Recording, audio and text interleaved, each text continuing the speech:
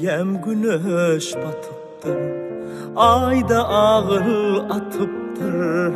Karakolca serdarım, süyücü uha batıptır.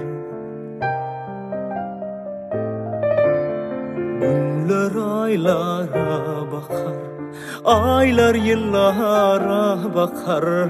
18'in doluruyup serdarım ata çıkar.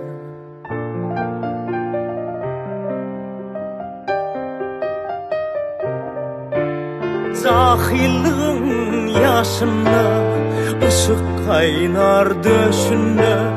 Obamızın kızları seni görür ey düşüne.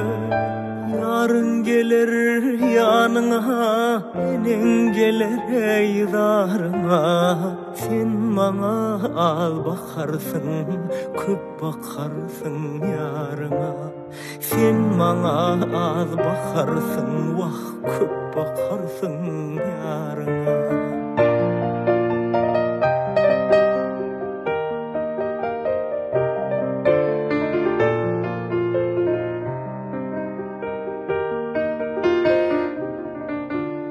Kış yağda sesin boşar, bahar közüne yetişer. Gelin kaynın kevağı arasına ley tov düşer. Malın gönü yağlarda, lalın gönü sözlerde. Benim gönlüm sennedir, senin gönlün düzlerde.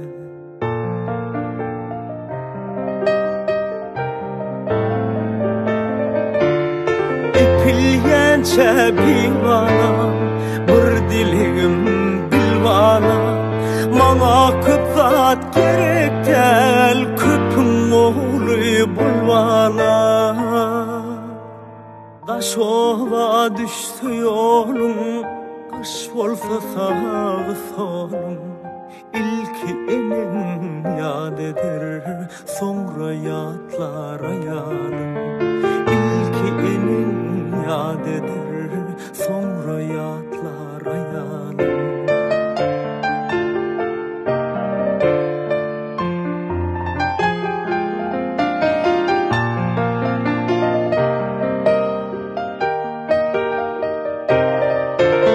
Kim serer kalk burdunu, kim söyler halk merdini.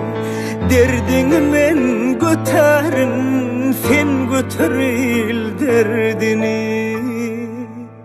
Bu dünya yok barım, bar muradım mıdarım. Kötül yolun külpütün, son bilirsin serdarım. Kötül yolun külpütün, son bilirsin serdarım.